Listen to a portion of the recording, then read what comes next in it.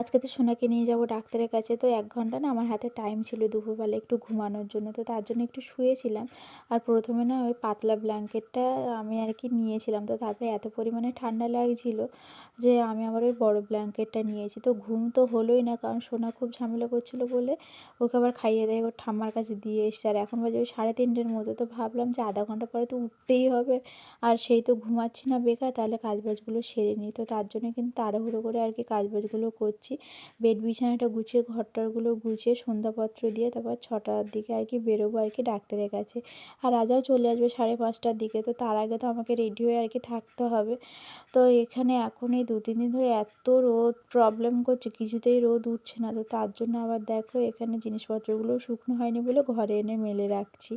তো তারপরে আবার যাবো সোনার কাছে, ওকে আবার একটু খাইয়ে-দাইয়ে দিয়ে আসবো। নাহলে আবার তো মানে কান্নাকাটি শুরু করে দেবে। তো তারপরে আরকি রেডি-সেডি হয়ে যাবো ডাক্তারের কাছে। তো চলো টাটা।